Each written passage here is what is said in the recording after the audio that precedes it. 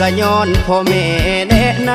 ำเอิ้นลาเอิ้นคำฟังแล้วม่วนในหูเพิ่นหาวิธี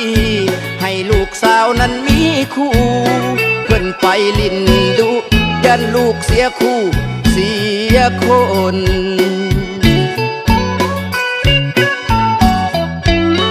ด้วยการดูตนบวกใส่ความเจ้า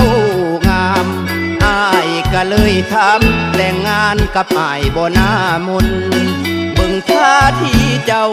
บ่อยากเอาใจมาสนด้วยความดูตนพ่อแม่เพิ่นเลยโอเคโอ้เดเอเอเอเอเอ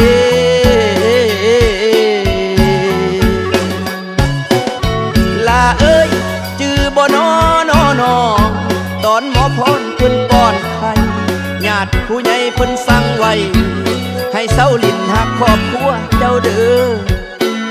เดี๋ยวนี้เจ้าพัดไปเกือบปัวหาเที่ยวคือผู้สาวความหักสองคนเฮา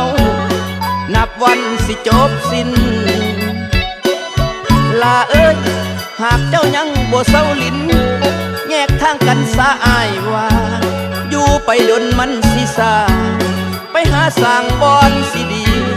ไปหาสร้างบอนสิดี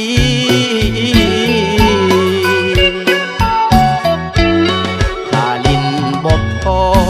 อ้ายสิขอหลีกทาง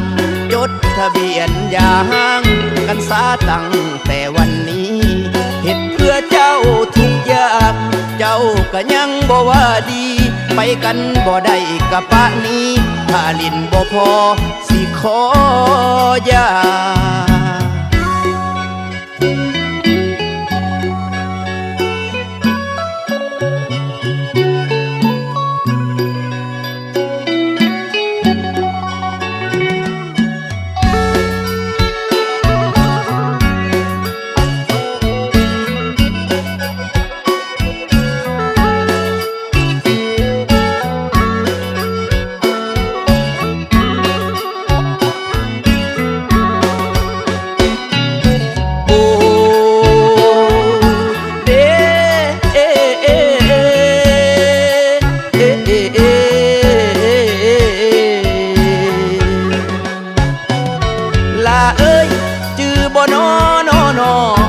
ตอนหมอพรเพิ่นป้อนไข่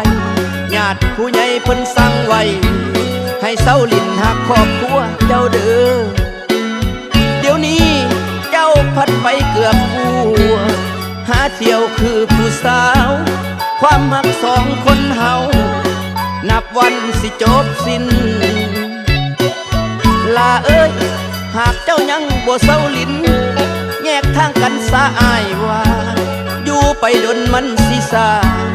ไปหาสร้างบอนสิดีไปหาสร้างบอนสิดี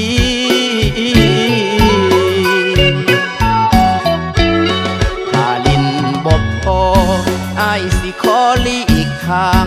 จดทะเบียนอย่าห่างกันซาตั้งแต่วันนี้เฮ็ดเพื่อเจ้าทุกอย่างเจ้าก็ยังบ่ว่าดีไปกันบ่ได้กับปะนี้ถ้าลิ้นบ่พอสิขออย่า